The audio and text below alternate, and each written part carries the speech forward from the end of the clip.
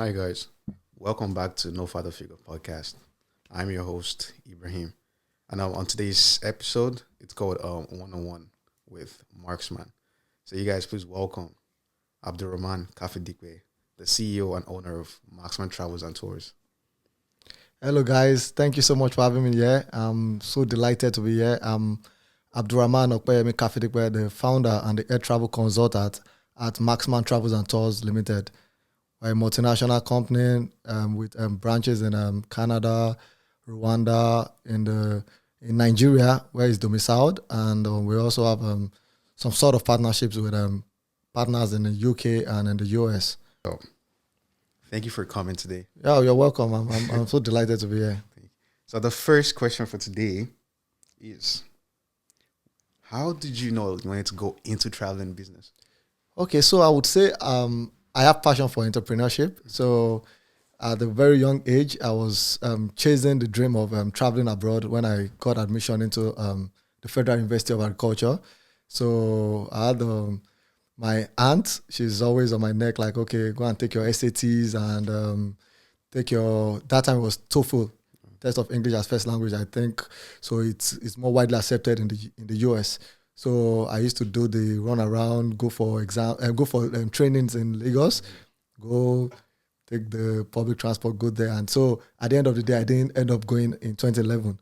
So I was doing my electrical electronics engineering class. So but I got admissions into schools like University of Houston, University of Texas at San Antonio. I got admission into some community colleges in Baltimore. Yeah, and that's in Maryland. So at the end of the day, I got refused the travel visa. So that period at a young age, I was like, I think I was like probably 16 or 17 at that time. So I already had passion for something like that. So, but I'm a serial entrepreneur. So I started up many other businesses even before I actually took traveling as a passion. So I was now thinking that what do I need to do to have flexibility and also make money to finance what I like. So I started off with like a game house. Like I had a PlayStation game house, yeah. So where they call in Nigeria, they say Unile. So yeah, so I had something like that. And that was when I was in like 300 level doing my electrical electronics engineering in Funab. Yeah, so I had that. Then my manager we created the whole structure, I had the manager and everything. So he said, okay, we should just probably go ahead and do like a viewing center, which I also did. So after trying multiple businesses, so I found out that, okay, this travel business, since I already have the idea, is the only business that can give me the great funding for me while I'm doing it, while I'm happy doing it. So I decided, okay, let me just go fully into traveling while I still have other businesses. But traveling is the one I'm fully there, because traveling is the kind of business that deals with integrity, and I'm a man of integrity. So it's the one business that I did not let any other person manage for me. I'm always the point of contact in the business for now. Yeah. So when you started this business, how long have you been doing this traveling? Well, I can say now from what I said, since 2011 when we started, I can say it kicked off from there. So now November this year will be 14 years. 14 years. Yes, I've been in the travel industry. That is really good. Yes. And congratulations about that. Thank you so much. So like a couple weeks ago, you turned 30. Yes, a couple of weeks ago, I turned 30. So how has that like impacted your self growth and like the whole business? Like, do you think like you've achieved like goals you set towards that age in your life right now? Yeah, well, I would say the subconscious, I didn't really set any goal or anything. So, but the subconscious in the human body will make you achieve some things. So what I'm trying to say is that, okay, so turning 30 now, there's some things that I used to see. I'm not seeing things differently like when I was in the 20s. Yeah. So to be honest, yeah, I've seen things differently. Yeah. So like probably the system will just focus on something else. You might not even plan it, but it's coming that way. So I didn't set any goal, but I believe I've achieved. So I underpromised myself, and I believe I've achieved. I can't say I've overachieved, but I underpromised, but I'm still glad and happy with what I've achieved so far. Yeah. Yes. That's good. So speaking of the birthday, I was at the party, so like it was a lot of people. Yes, a lot of community. So how would you say like the community you've created, how would you say have impacted your the traveling business, your social life, and like every other thing surrounding your growth? And Okay, well, that's a very good one. I like that because so the community. I know you can remember when coming to this country first. You're part of the inspiration, and anyway, like okay, I'm saying it live on this point. You're part of the inspiration that brought up the community. You remember when we were used to be in the street in Hamilton, So when we came in, it was during COVID. There was nobody around. So I sat down. I said, so I have a skill that can bring in people. Like we can sell this to them, promote this particular location, which is Hamilton, and promote this college to people to come around. And that way we can build a community where we can help ourselves, help the Black community and everything. So what I would say is that having diverse people in this... Sorry to cut you off. We are not promoting the school. Okay, sorry. We are not promoting anything, sorry. So you can promote your brand, not the school. Okay, so the diversity in the social community we have here has really helped shape my life because I learn different things from different people. Yes, and it has even helped me even in organizational growth of my business because I know that okay now the way I think. So sometimes earlier when the community was building, so one client might act some kind of way and you might be overthinking, but now it has helped me realize that okay there are different perceptions from people. So now like I'm a better human manager and I understand it better. So it has helped my personal growth and also the social gathering around has helped people uplift themselves. I've seen people do a lot of things like different things. There's personal growth within the community. There's personal growth to me, and which is something I'm very glad about. So you said part of the inspiration was me. I'll take that credit. But what really inspired your decision to move from Nigeria to Canada while continuing to run your business? Okay, well, so let me say that one. That's a very good question. So as much as I'm a very social person, I'm also someone that reads. I don't do deep reading, but I can say I'm quite knowledgeable so I even take note of the scriptures and things like that. So checking back in time, I noticed that most successful people, one way or the other, they migrated. Is either inter-migration, probably some people would probably leave Anambra saying they're going to Lagos. Mm-hmm. Most people go to Lagos. Some people will probably leave Houston, say they're going to California or New York. So that migration was so. I saw the Nigerian community, I would say the Black community, they tend to cherish people that come up with the international experience. So that's why I decided that okay, since this is what I do, why not seek the legal migration route to go to Canada and see what I can achieve there. So I chose Canada for my personal development and for the development of my brand. That's a good one. So moving, like, how do you manage your travel business? Like, do you have like partners or staff in Nigeria? Yeah. So there's a system in place. Okay. Yes. They said system means save yourself time, energy. Yes, so I've saved myself the time and energy. So I have a group of staff, trained travel consultants that are on site, and some work from home too as well. Mm-hmm. And we have it almost all around the world. And we've created. So part of my success on this business will be creating strong alliance or strong social leverage with accredited partners around the world. Mm-hmm. So I'm okay to share the profit. So I think that's the mistake some business people do. So I'm okay to share the profit. So that's one of the greatest strengths for me. Yeah. So what challenges did you face transitioning from Nigeria to Canada? It's a lot of challenges. Cultural diversity. So that's why I said part of why it was a bit better for me, because I had you, it was okay. But I know that there's some people that don't have anybody where they go to. Yeah. So it's been a lot of challenges lack of information, lack of proper guidance is so peer pressure, social pressure. When you come to a country where you tend to flow with, you tend to go with the flow. When you come in, if the side of people you meet, this is what they're doing, you tend to go that way. Yeah. Unless you are someone with a very strong emotional intelligence that you know that you can decide yourself. So I can say those are the challenges I faced, but at least you helped me to conquer some that time, and coming to a country where normally you used to drive cars that you're coming to take the public transport you're not used to and everything. So, but those are some of the challenges I faced at that time. So, yeah.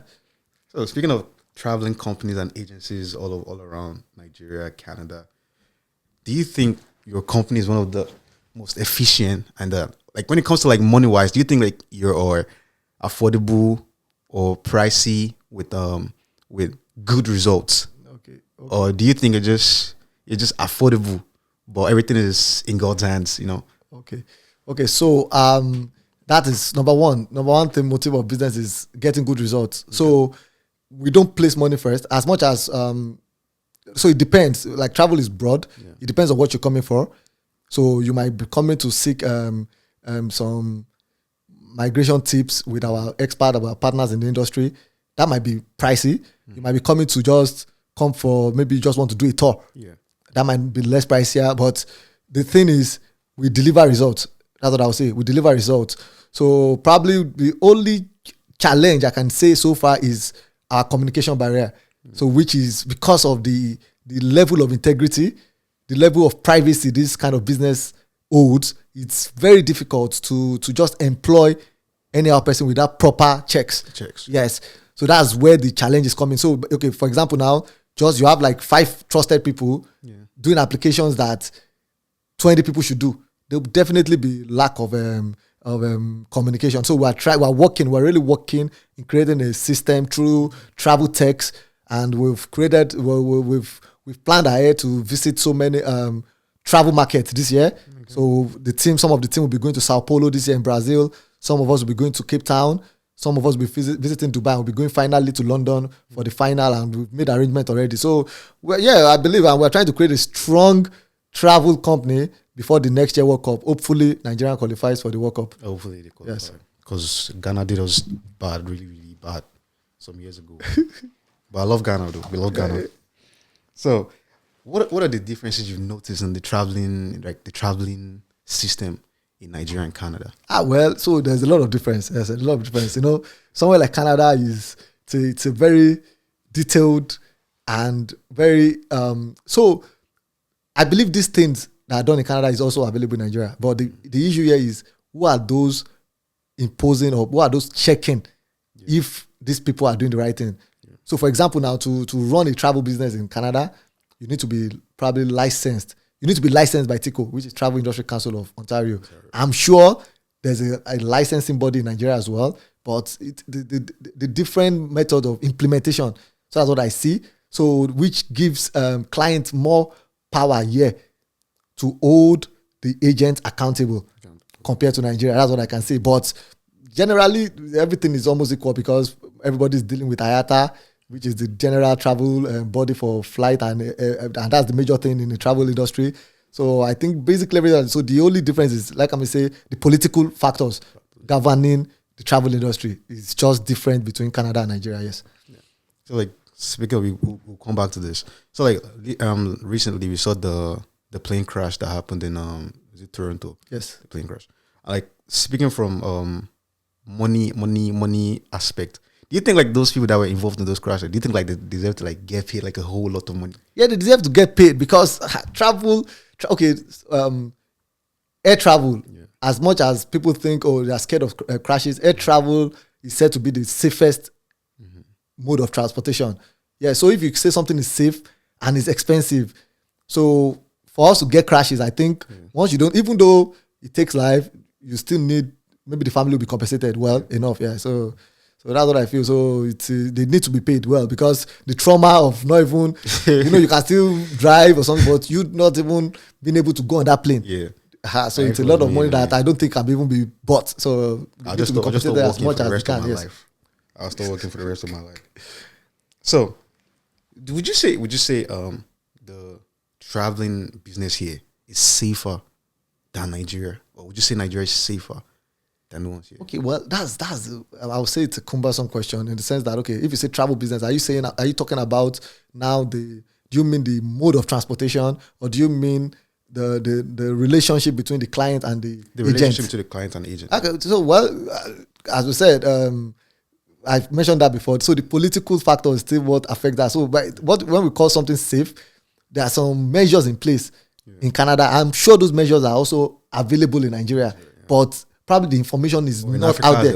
In Africa as a whole, I'm sure there's a governing body to check everything, but how are they imposing it on the agents or on the companies and things. That's what I would say. So if I'm good with my search, if I'm not going to be biased, I'll say it is safer to conduct travel businesses in Canada. Yes. So what kind of partnerships or networks have you built in Canada to help support your business so far? Okay, so one of the major partnership is looking at the trend. Yeah, people want legal migration, and the biggest chunk of clients are from international place. So created a partnership with the top research school, which is Moore College, and my company has been accredited as their official partner to recruit students for them. And we've also reached out to different top companies that we can be able to subsale packages on their behalf as well. Yeah, so yeah, those are some partnerships, and we're working on more. We've contacted yacht companies, boat companies, and tour buses, so that we can do local tours as well. I want to be on a yacht this summer. Yeah, for sure. We're creating an all-white party. I might probably take off in Hamilton. I will be there. Okay. So, speaking of this Moore College, right? So, I saw like you got an award like a couple of days ago or whatever. Like what was that? What was that about? So it's about the award of excellence for like our partnership. That's the number of students we've recruited for them, and yes, and the way we've helped them transition into the system properly. Yes, and we've given them guidance and things like that, and encouragement and things. So they're just like recognizing the company. Yes. So at the top of your head, how many international students have you brought in for Moore College? Okay, for Moore College, over the space of 3 years, would have, when we checked the data, it was about 115 students. Yes, 115 students from Nigeria. Shit, yes. That is a lot. Yes. I was getting a big check from Moore now. Well, we're hoping we get big checks. So, do you offer services specifically to like Nigerian travelers coming to Canada, or like Nigerian travelers going to other countries, or both countries from Canada to another country? All of that? Yeah, okay. So now we're working on the travel tech, like we said. So you can go into our website anywhere in the world. So I can say we offer services to everyone in the world anyway. Yeah. But for now, the major target is Nigeria to the rest of the world. Yeah. But you have access to go on our sites and purchase anything you want to purchase anywhere you are in the world. Yes. Yeah. Speaking of access, so this access takes us back to the community. So like now, like we appreciate the fact that like the Nigerian community, the African community is growing now, like in the whole of Ontario and Canada. So like with the help of the embassy, right? Like there's like more opportunities for these international students to actually like express their creativities. Because one of the first few challenges I had when I go into this country was like the communication part and like meeting people, because it's very hard to actually make friends here. So I would just like, if you like see like this place now, like this is what we call like the embassy and all of that. Like if you have any of your students like have all these talents, like things they want to like do or whatever, the embassy is here for them. Like it's an open space for all African students. Anybody's welcome. It doesn't matter what race you are or whatever. Okay. Everybody's welcome here. And let's go back to 2011. Okay. So November 27, 2011. Yes. We know that you're a Jai guy, like going out traveling. Where were you? November 27, 2011. I think I was going to be in maybe was that not when I was in QLux? Don't worry. We have pictorial proof for that. Was I in QLux? Nope, you're not in QLux. Oh, then I was in. I was not outside of Nigeria at that time. I was never outside of Nigeria. I left Nigeria for the first time. So there it was. I was left Nigeria for the first time. You can have it though. November 27. Oh God! I'm sorry. I don't admit that I missed that. This was the person that inspired my travel business. I was at a wedding. I was a Parkview Estate, Ikoyi. Oh my God, how did I make mistake? Oh my God. Man, you got me on that. Yeah. I was a Parkview Estate, Ikoyi. Man, I made mistake. Sorry. Man, what happened that day though? That was my sister's wedding. Oh my God. How's your sister? How she doing? She's doing very well. She's one of my major inspiration on the travel business. So shout out to her. Shout out to Barrister Abdul Rahman Opeyemi Barrister. Like, if you're in trouble, I'll call to you. So this picture, you're holding a bottle. Yeah. Why? No, I think I was holding that bottle for my uncle or something. Because I know I don't drink, so definitely I was holding it. I think that's a bottle of Baileys or so. Yeah. And the whole suit, the way you like the I'm part of the groomsmen.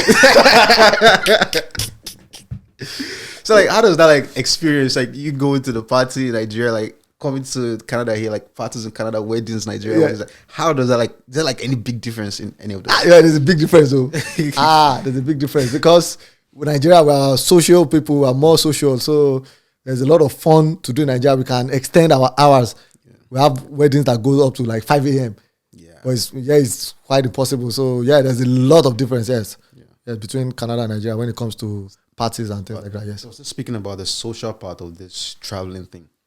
So do you think like you've contributed to the fact that people that like travel through your agency, like they give you like 5 out of 5 review, like, oh, you did this, like when it comes to social events, do you think like you've done more in that part? I know when it comes to social events, when it comes to that's the hospitality side of travel, I can say they will give me 6 over 5 because I can say I'm over delivered. Yeah, when it comes to that. So, how do you manage to stay close to family and friends in Nigeria while living here in Canada? Yeah, it's just a thing of communication, one, and constant visit back home. Like I got to Canada in, let's say, 2022 January 1. Then I've visited Nigeria like 5 times since then. So I constantly go back home to check, to see how people feel. So it helps me better. Like it's just like a sort of a routine I like to do. Like sort of, so that I can just use to better myself, because when you go home and see the level of changes, then you keep getting inspired to do better. Well, like what has changed in Nigeria like for the past few years that you've been? Well, number one, let me say the major change is the exchange of currency. You know, when came here, like Canadian dollar was around maybe 420 or so. So now going back, now seeing like 100% increase, almost 150% increase in the exchange rates. So the purchasing power and everything is dropping and everything. So it's when those days when you would easily, let me just give a practical example. There's a place we take catfish pepper soup. If I left Nigeria, one bowl of pepper soup used to cost maybe 4,000 naira. So I was in Nigeria in December last year. That bowl of pepper soup now is costing 15,000. So that's like 500% increase or 300% increase. It's a lot. Insane. So like when we speak about all this food like we have back in Nigeria, like in Africa to be specific, what's the biggest cultural change when it comes to food in this place? Like since you've traveled, I know like you've traveled to like one of like 20 countries, right? Yeah. It's like out of all these countries, which of these countries would you say like has the biggest food right now? Be careful, your answer might get you. Okay. For food, I would say one of the advantage of food. One of the characteristics, or let me tell you, say the KPI I'm going to use for food will be diversity. So I think one of the most diverse country I've ever been to is United Arab Emirates, Dubai. So they have every race there. So I'm able to sample all kind of food. So I can say they are the one with the best food. But if you're saying about the local food, well, I would say when it comes to local food, I would say maybe Rwanda. Rwanda? Yes, Rwanda, yes. For local food, Rwanda, yeah. I'm a hater, Sha. Nigeria do we. So, out of all of these countries, right, we know like lots of countries have like their own like tourist, like the main tourist attraction. Yes. So like, which of these countries do you think has like the best tourist attraction and they're like so welcoming Okay. to other people? Okay, so I'll still say I'm not I will still say it's Rwanda. Like, okay, let me just categorize it. I'll say East Africa. Okay. So I will say I appreciate that I invested my early stage of travel into traveling within Africa, because coming to North America, I've been to Europe. I interact more with nature when I'm in East Africa, because you go to the wildlife park, you see the greens, you see animals, which you don't get here. Yeah. You don't get a lot here. So I would still say I give tourism to East Africa. Okay. Yes. So what's the biggest cultural shock here in North America? Like when you go here, what was the biggest cultural shock? Biggest cultural shock for North America? Oh, well, just North America to be specific. North America. Man.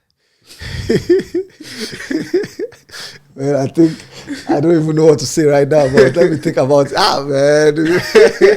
You'd have given me this question before. Oh my god. Okay, I can say diversity. Okay. Diversity, I would say that because coming to North America, I used to think I would just see everybody's white. Yeah. So getting here, seeing the diverse culture, seeing Nigerians, seeing Indians, seeing a lot of them, I was shocked. To be honest, like that diversity, even in workplace and everything, it's one of the biggest. Like before any of us moved here, they always said, "Oh, Canadians are nice. Canadians are nice." Do you think it's true?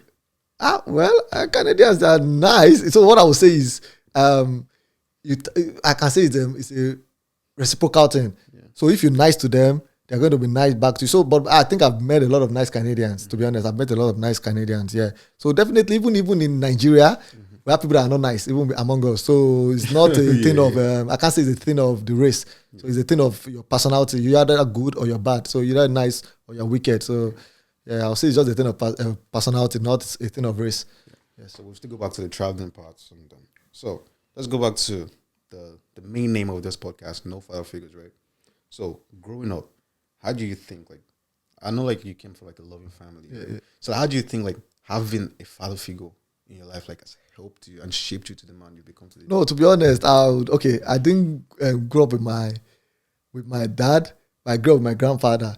But it took me a long time before I knew that was my grandfather. So everyone, even some people till tomorrow, after 30 years, they still call him my dad, which is Alan Kav. So to be honest, father figure has really helped me. I will not lie to you because, okay, for example, let me give an example. Is okay.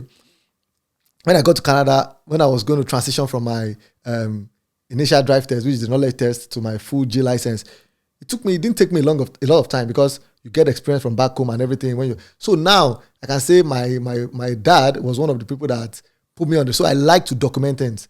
I like to. So I remember I went to get my learner's permit. That's one document you first get. Maybe that time was like 1,000, 2,000 naira. You use it to drive for 6 months. So I got my license. So I got my license when I should get it. So my dad will not let you operate a car without a license. And those are the things that I now benefited from at coming to Canada, because so the documentations helped me a lot. So that's why today, easily in less than 2-3 years, I have my permanent residency because I'm well documented because of my dad. He put me along the line. It shows me everything. And today I give it to him on business. I was able to manage one of his business, which is the construction company, which I managed for years. So yeah, father figure is really important, shaping you, tell you things, and yeah, it's something very important. Yeah. Still speaking of father figures, so let's say like you start having kids or you have a family, like how would you want your children to, like, what lesson would you like them to learn from how you've lived your life so far? Like what lesson would you like? So what I would say is one major lesson would be treat everybody nicely. Yes, and be very good to people. Don't expect anything in return. Yeah. But the human nature, if we're talking realistically, people would want something in return. But even though you want something in return, don't let it be the main focus. Yeah. Do things willingly for people. Do it within your power. Don't overdo. Yeah. Like don't overdo. Like once you can afford what you want to do, like just be nice to people. That's what I would say. Be very nice to people. Be good to people. That's one thing I've even learned from my dad. Yeah, and it's one of the things I still use today, and I'm going to like to pass it on to my kids too as well. It should be good people. Yeah. Yeah. At the end of the day, we all deserve a father figure one day. Yes, we do. That's it. So I know your brother is here, Kafo, and I just saw him. He won the. What was that that bodybuilding competition? Yeah, he won it's one competition for Canada. But they call him Mr. Macho or something, but I don't know the. So that brings us back to the traveling. So like this opportunity now that he had to go for this competition, do you think people in Nigeria have access to all of these opportunities that some of us in this country have access to? Do you think people in Nigeria like have access to those kind of? Okay, so now that's a very good one, and I like that. So I believe people have access to everything. Yeah. There's nothing that is here that they don't have access to in Nigeria. But the only difference is it boils down to your peer group. Yeah. So because I remember Kafo has been going for competitions like this, even from Nigeria. Mm-hmm. The first one he won was when my company fully sponsored him to go to Ethiopia and Rwanda. Mm-hmm. Yes, and we gave him the same trip again after he won another competition. So these things are in Nigeria. We have lovely gyms. We have bodybuilding competitions in Nigeria. We have everything in Nigeria. We have aeroplane companies in Nigeria. We have everything in Nigeria. So it's just the use of the information. Is this information available to everybody compared to that? That's what we say. But I believe you have everything in Nigeria. But the difference is that, okay, when you come here, there's now a different perception of life. Now you are away from your comfort zone. So that's what I would say. There's no wealth in your comfort zone. That's what I would just say. That's just the simple explanation for that, because they are too comfortable in Nigeria. So they don't seek knowledge. When you come here, when there's nobody to push you, or if you know that the abuse is coming in, you will look for ways to make yourself better. That's why the slogan of Ontario stays, yours to discover. So I believe they've discovered themselves coming to Ontario, which they did not discover themselves in Nigeria, but everything is available in Nigeria. So do you think you would advise your clients to come to this country to study? Or if you were in Nigeria, would you advise people in Nigeria to study in Nigeria? What are the differences in the educational aspect? Like, if you've noticed since being here. Okay. So what I would advise, if practically speaking, I would advise you complete probably your first degree, which is your first post-secondary education, probably in college or university. Then you can come here for a postgraduate program. So that way now you would have gotten the street orientation you need. The street orientation you need. You would have gotten it back home. Mm-hmm. So when you come here, you already have the skills to survive. Because I would say that as I said I'm a very religious person. So I will say maybe Allah just wanted me to come the time I came. Yeah. Because if I had come at 16, to be honest, I'm sorry, I'll be okay, but I might not have this knowledge of life. Yeah. So I would advise, let's first do the first degree, like there are good private schools in Nigeria, there are good public schools in Nigeria, good federal schools, good state schools. Then do that, then come here for postgraduate. That way, you're already groomed. Yeah. Then you come here and you understand. But if I look at let me say for my company, because once in a while I just sit down and do personal analysis, checking number of clients that came in for postgraduate and check the number of clients that came in for undergraduate. I just try to check their progress report. I see the postgraduate people tend to do better than the undergraduate people. Yeah. So you think like the education system here is better, or do you think Nigerian education system is better? Well, this place has a slight edge because of I think they have a lot of practical knowledge, applied research. Yes.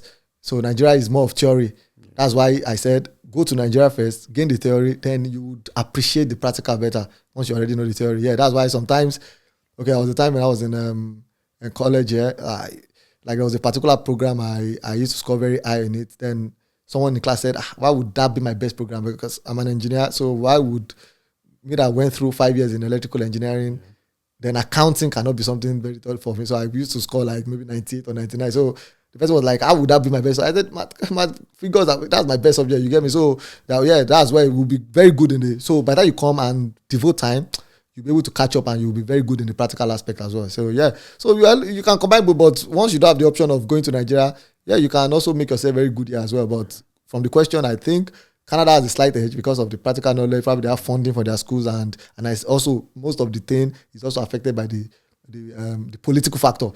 Political factor is the government.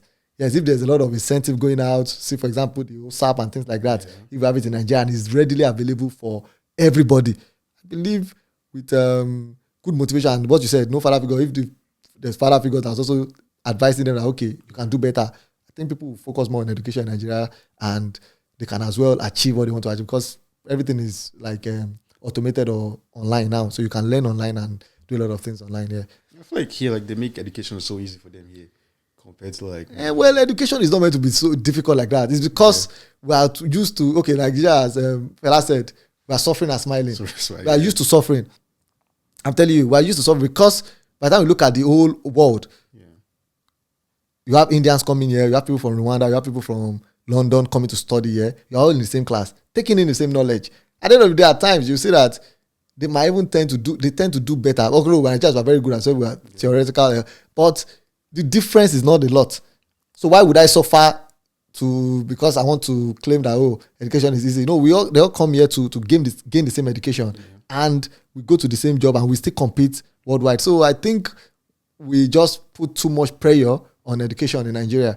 Which is not bad, But there are ways you can soften things so that people will be more knowledgeable on it. So as well, yeah. Like what I don't like about the educational parts of Nigeria is that I don't think they try to like help the people trying to learn. Because if you don't know some certain things, like let's go back to secondary school now, they start flogging you, like all of those things, like they don't happen here. And you see what I say about I can say I don't know, maybe it's the hypocrisy in the system in Nigeria. Yeah. I don't know why. Because now if you notice this current trend with the social media, like when the social media got publicity, things that were normal, as you said now, they were flogging kids. You see videos of people, I don't want to, by the time they flog kids, everybody's going out there. So these things that we felt were normal, people are now going against it. So what happened? Why didn't our parents go against it then when they knew about it? So I just feel it's hypocrisy in the system in Nigeria. Yeah, because when you come here, we have people that went to the schools here, to high schools here, and they're doing very well. Yeah, it's part of number one thing is the mindset. But the way Nigeria wants you want to force the horse to the river and force it to drink the water. No, there's a way you do it, and you will learn, you will get the knowledge you're looking for. Yeah, so like here, like I've been around like lots of Canadians that they can speak like the best English, but like okay, spell what you just said now. They can't spell it. Yeah, so that's the problem now. So the misconception, or I think the general overview of that is that English is the language. Yeah. So it's just like Nigeria. You can speak Yoruba, but if they tell you put on me, you cannot put it. Yeah. So there's now English as a course, which is from Queens. That is from England. Yeah. So that's why I'm sure if you tell 60% of Canadians, come and go and write IELTS examination that they're testing us on, they might probably just be passing the speaking. If it comes to things like writing, reading, you'll be shocked that you start seeing scores like 5 or 6. Yeah.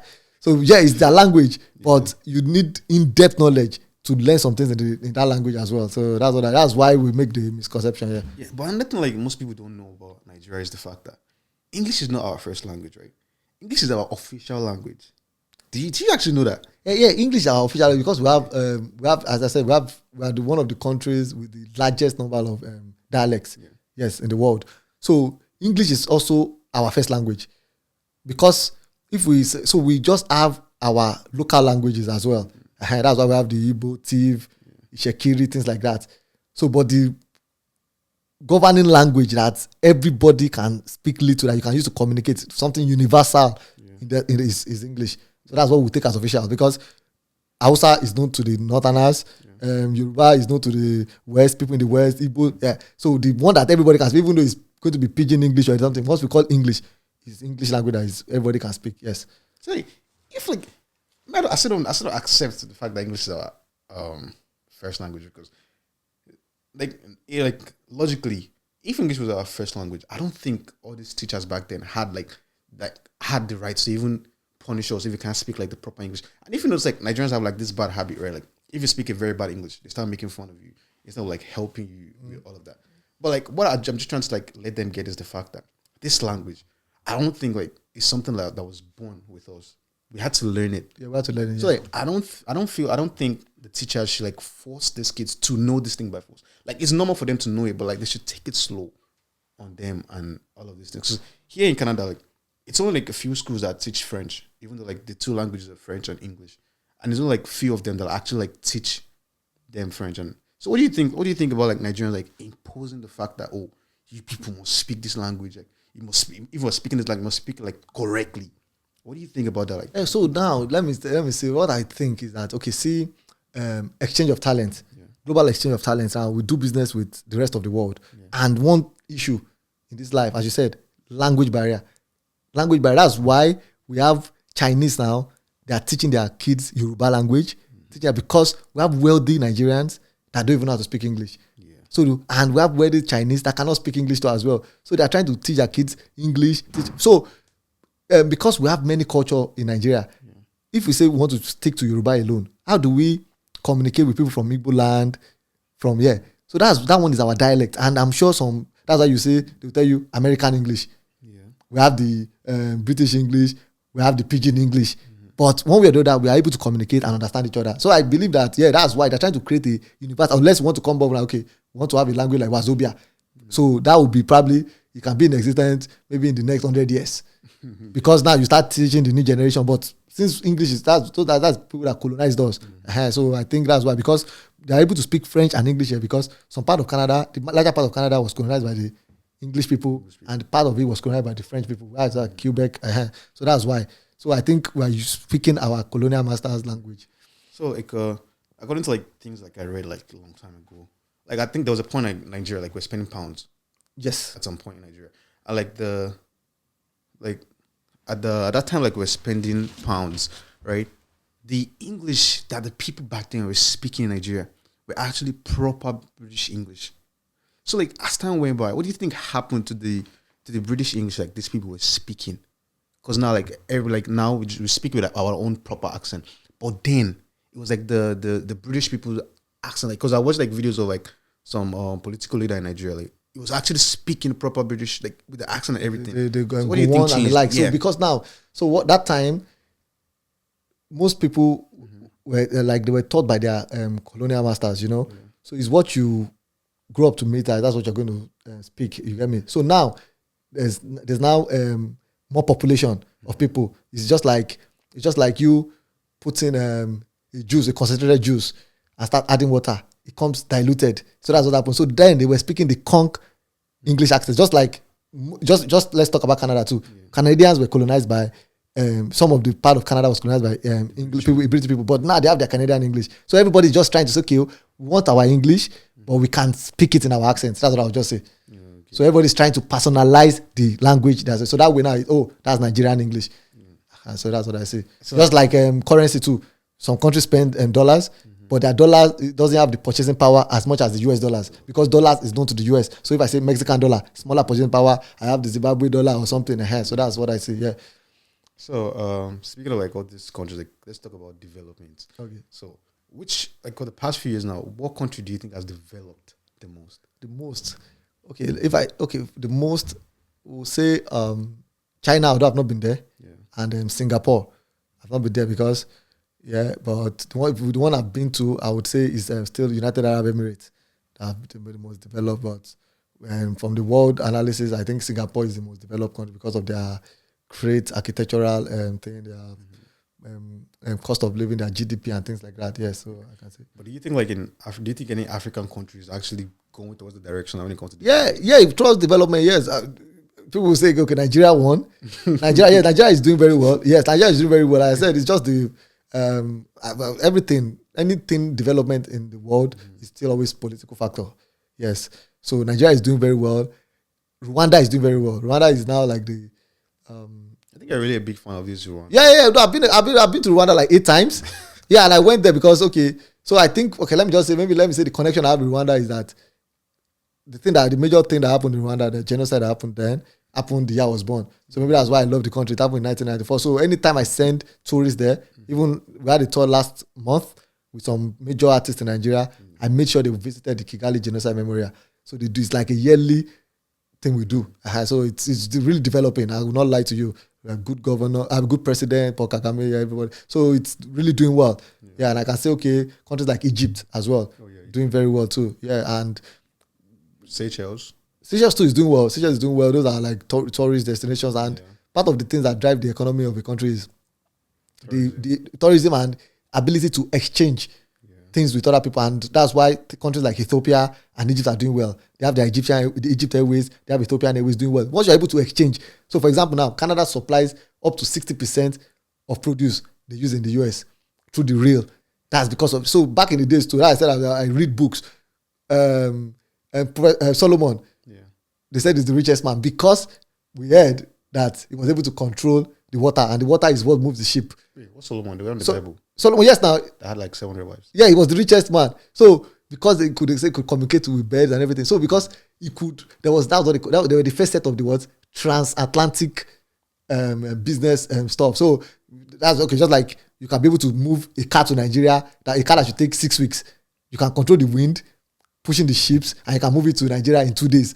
You've made your money. So those are so countries that invest more in transportation, international transportation, they will grow very well. That's why countries like Ethiopia, Egypt are doing very well in Nigeria. And Rwanda created a partnership with Qatar Airways, and they are also going to do very well too as well. So if Nigeria can come up, imagine there's a plane that can carry produce directly from Canada to Nigeria. That would be really good. That would be really good, owned by a Nigerian or owned by Nigerian government. They will create a lot of wealth.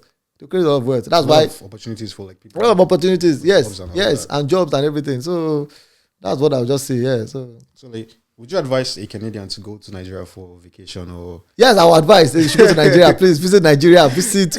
They should go to Abeokuta. We are working on it because before coming to this place, I was talking to the owner of a very big resort in Abeokuta, and we're talking about the man too is an investor from the United Kingdom. So we're talking about how we'll be bringing clients from all over the world to visit Nigeria. Yeah, Nigeria tourism in Nigeria is very good. It's just the insecurity that we have in some places that is affecting. So you don't want to bring the okay. There's one castle in Kaduna, I think in Kajura or Kajam. I don't know the name of that castle. It's a very beautiful castle. And there was a time that was all over the news that some tourists came and probably they were kidnapped or something happened. Yeah. Very beautiful castle that you people go all over the world to see.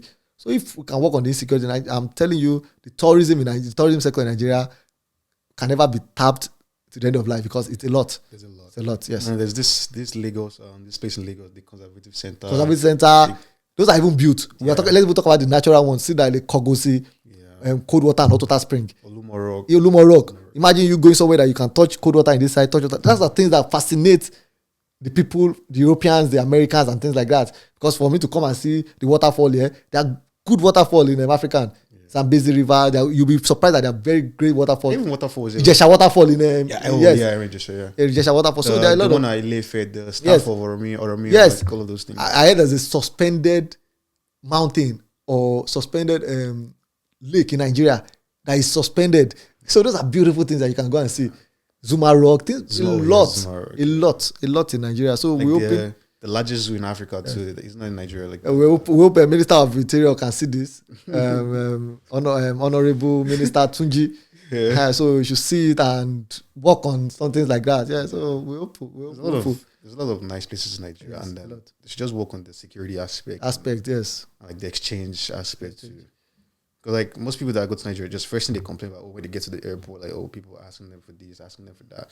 Like I feel like to me, I don't think that's really a big deal, but like there should be a way about it that just no, it happens everywhere in the world. You'll be surprised that when you go to top countries in the world, I might not mention their names. It happens as like this whole traveling thing, like this tourism and all of that. Would you say you've made a lot of fortune, like a lot of money from it? I can say I've not made 0.1% of what I want to make because the wealth in travels and tourism is a lot. Yeah, it's a lot. Yeah, because that's one business that deals with every demography. Yeah, every demography. You work for newborns because there are things like birth tourism. Newborns want their passport, things like that, and you work even when people leave this world. Some people that die, imagine someone that dies in a country that is not their country and they are keen on part of their nature, their cultural. One of their cultural factors are like, okay, they have to take them back home. Yeah. So you get me? So they would have to reach out. So we work with all demography. That's what I see. So it's at the moment you work with all demography, that means imagine taking just working with 0.1% of the whole world population. My brother, that's a fortune.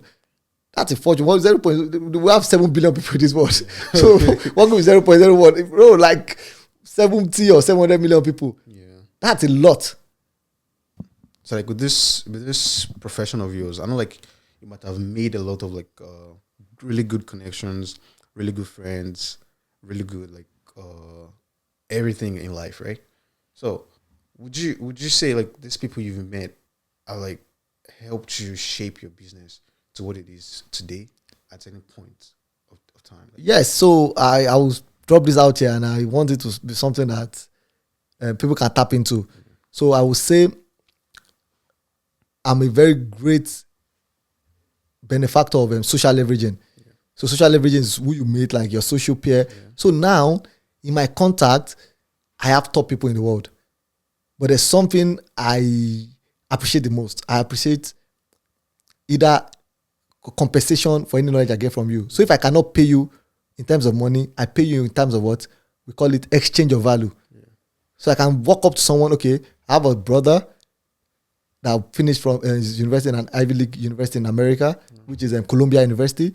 So part of the exchange of value was flying all the way from Canada to attend his graduation in Columbia, in New York. Yeah. That university, they pay up to like 200K a year USD for the whole program of MBA. So imagine tapping knowledge from someone like that. But that little gesture, part of his friend, he linked me up to a very top person in CBN that came for the masters as well. Yeah. So, but people don't know how to appreciate the community that they have. So sometimes it's not about the money, because what do you want to give someone that has? So you can just exchange your value, like, oh, bro, what can I do for you? Can I do marketing for you? See, for example, me coming on this podcast, those are the part of social leverage you do to. Okay, now when you broadcast the podcast, I don't know how far it's going to go. I didn't even think about it, but I'm just thinking about it in a part of how people you meet would help you.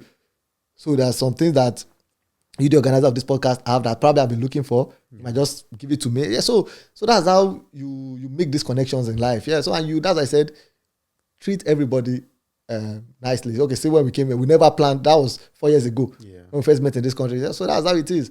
But the one thing I would say is, change is constant. Keep changing. And impossibility is nothing. Even the word impossible says impossible. So keep doing well. Keep doing well. So that's what happens that's what we say, preparation meets opportunity. Yeah. Yes.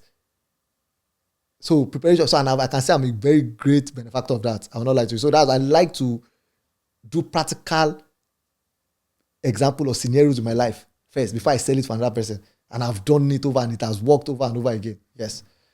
So now let's go to traveling and social life again. So we all know the social life in Canada when it comes to concerts, parties, and all of that. We know it's not the best, right? I know right now we are blessed enough to have a lot of Nigerians here now that would want to meet other Nigerians and have lots of knowledge, fun, and any of these things, right? So how do you think your traveling business and the kind of person you are as a human could help all of these people that that want to have this kind of fun in this country? Okay. So now, from analysis, it might be my own personal thing, because I sit back and look, okay, what are the challenges they face? So number one challenge I feel people face is that people have not even gotten their life. Yeah. This is a new country. So we are creating a wealth or an industry that they might not benefit from now. Yeah. And number one thing is, okay, once you come to a country, you are not stable in that country. You might not even think, subconscious will not even think of parties. Yeah. But imagine you're working from home or doing a podcast, getting views, getting $5,000, $6,000. You want to go out and work out. So what I'm saying is that it's still going to be good. So what I now do with my company is what I try to meet people and I connect people. I network people. I advise people. We create sessions. That's why we do the EduFi every year to advise people that there are things that you can use to get your freedom and flexibility. So by the time people are flexible enough and they are now financially stable to a level, okay, you are a single guy, you know the level of financial stability you need, you know the level of disposable income you can use. So 3, 4, 5 years, 10 years to come, the entertainment industry would be superb in Canada. Because at that time, people are making money from home. So you will be able to enjoy. That's why if you come, so let me give an example. That's why someone like Taylor Swift came here, they made billions of dollars. And artists, our A-list artists in African community will come, but we might not make that much because the population here, they are not, if you see the price of tickets, it's times 10. But they paid for the Taylors because when you are financially stable, you have access to credit card and you know you can pay back. And you have source of paying it back. You enjoy, you do what you want to. Not that if people don't want to enjoy, but they don't have the capacity. That's what I would say. They don't have the capacity, but I'm sure that with people like us and more players like us in the industry, we're going to keep pushing people to be able to make good use of their creativity. That way, they'll be flexible, they'll be free enough. If you're financially free, concerts, you go for concerts easily. Yes, easily. I know. I can remember you mentioned something about making $5,000, $6,000 from podcast. I know they make I am not. Help me. Help me.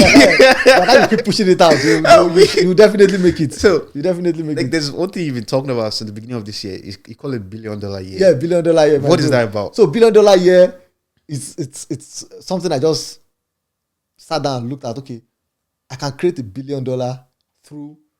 Okay. I didn't say $1 billion. You said $1 billion. Now maybe that's what Allah wants, but I said $1 billion year. Okay, so $1 billion naira, $1 billion, $1 billion pounds, but $1 billion year. So you can create billions through JV, through joint venture, through leveraging on people's expertise. You get me? See now, this podcast, if I can just go out there. Ibrahim, I can promote this podcast for you. If you need to push it on some platforms I can finance it.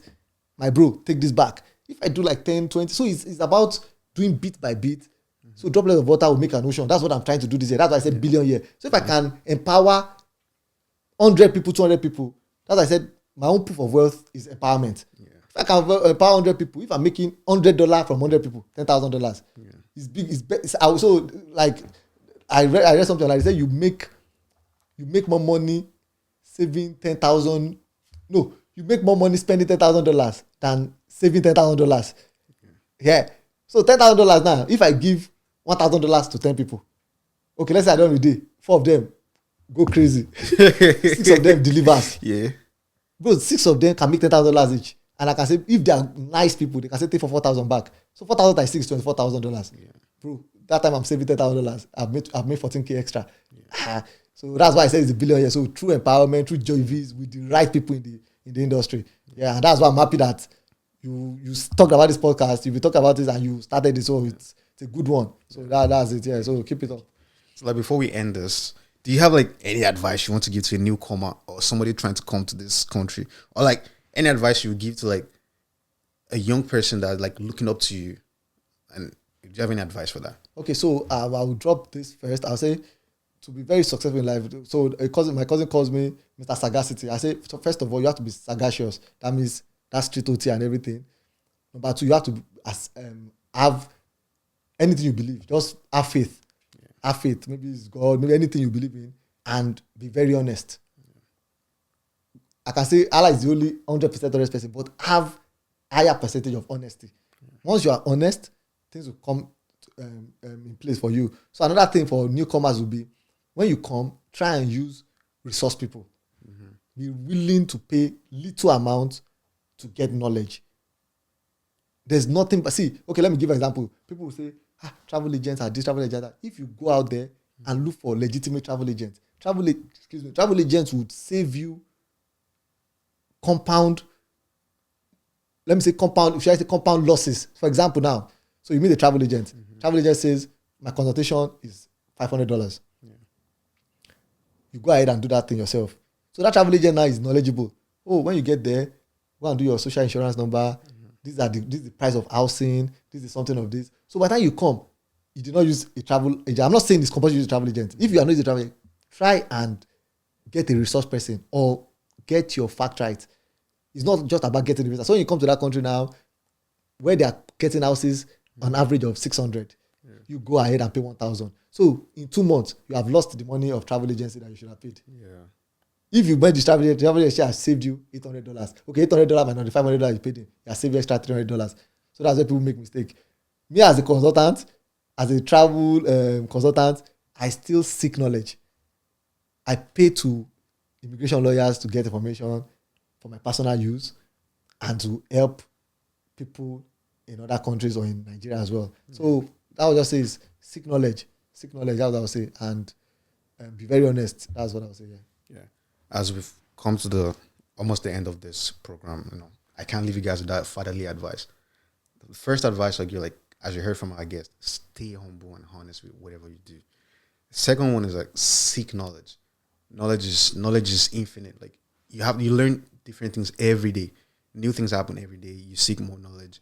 Be honest. Have faith. Whatever you believe in, have faith, and then just be true to whatever you want to do, and then socialize. You never know who can help you or who can do this and do that. And at the end of the day, if you are watching this from Nigeria, you want to travel to Canada, you know who to contact. You can contact me too.